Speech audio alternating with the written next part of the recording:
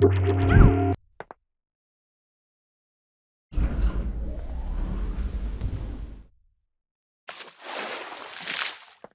of the first stumbling blocks that many people who are new to 3D animation face is how to read graphs. I've certainly come across many newbie animators over the years who've expressed confusion about exactly how values are represented in the graph editor. And certainly for my own part, when I was entirely new to this, it was a bit of a hump to get over. I've also come across many animators who try and stay away from the graph editor as much as possible. Sometimes it's because they find it unintuitive, though honestly it's most often because they find it a lot of repetitive work. However, no matter what somebody's reason for trying to stay away from the graph editor, I can promise you it is a mistake. You will get far more control over the details of your animation and ultimately build a faster workflow if you are comfortable working in graphs. So for those of you who are new to 3D animation and graph editing and the like, let's take a bit of an introductory look at reading graphs. It is unfortunately one of those things that you just sort of have to get used to. There's no, fixed way that I can possibly tell you to read every single graph, really. So what do we see? Of course, an item, an animated item, doesn't matter what it is. It has certain channels associated with it. Its position channels in X, Y, and Z space. Its rotation in heading, pitch and bank, and so on. And each of these channels is represented individually in the graph editor. Now, you may see something like this. This is a camera just bouncing up and down on the spot there. It's not going anywhere other than up and down. And of course, what you see as the graph for this is this undulating sort of waveform, if you will. These points down here, of course, being the low positions of the camera, or the low keyframes, and these points here being the high keyframes, or the high positions of the camera. The reason, of course, that we see the camera bouncing straight up and down here, whilst over here we see this wave pattern, is because, of course, this is only a single channel graphed over time.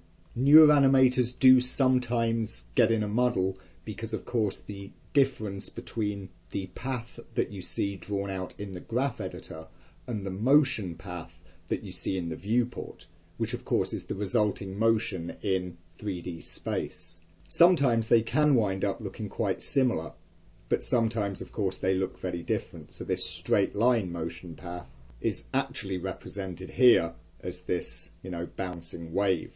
Now that's pretty simple really, It's graphed against time, so position goes up for a bit, then it starts coming down for a bit, then it goes up for a bit. Pretty simple, very easy to get your head round. It starts to get a little more complicated when you have certain other types of movement, however. For instance, here we have this light and it's just, orbiting around there in a circular path. Clearly here in viewport, the motion path is, pretty obvious and clear. It's just this nice, simple, smooth circle.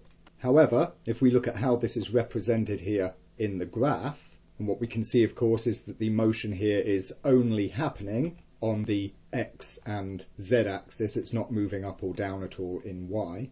What we see is these two hills in X and Z there. Kind of starts to look a bit weird and of course very different from our motion path itself.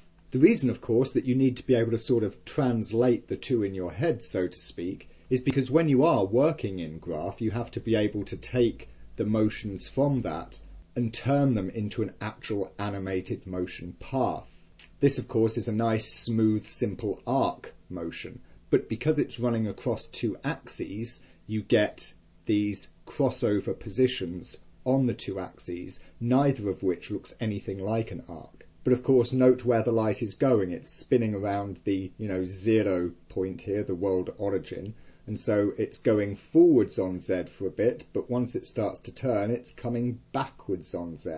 And similarly for the X. For this part of the turn here, it's going forwards on the X, and it hits that edge, and it's going backwards on the X. And that, of course, is exactly what you are seeing here in the graph. It's going forward on the Z for a bit, then backwards on the Z again, whilst here going forward out on the X, returning and going backwards on the X. And it's the overlap of these two values that create the circular motion path. What if we were wanting to put some sort of a bit of a hump into this motion path?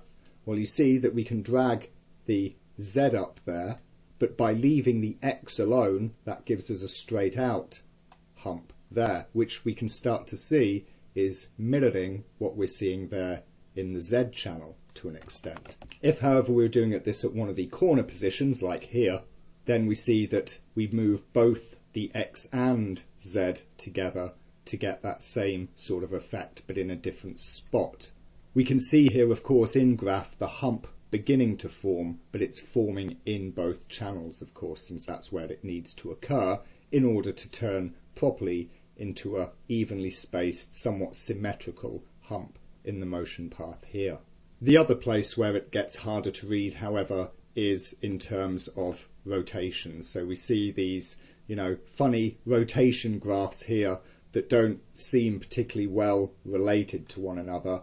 But of course, what we see is actually happening is he's just, whizzing his arm around there in a bit of a, shoulder orbit like that. It's not a particularly complicated move in any way, shape or form, but it's making this rather weird looking set of graphs for the three different channels that don't appear to be relating to one another at all.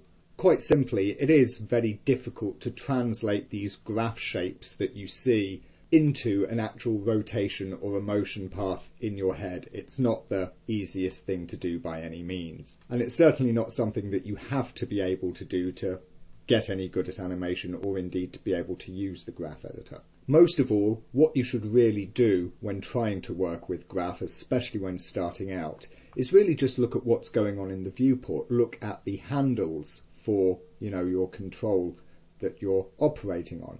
See which direction, which handle the, major motion is happening on. For instance, here at the beginning, we see it starting to swing mostly there along the pitch control, the pitch axis here.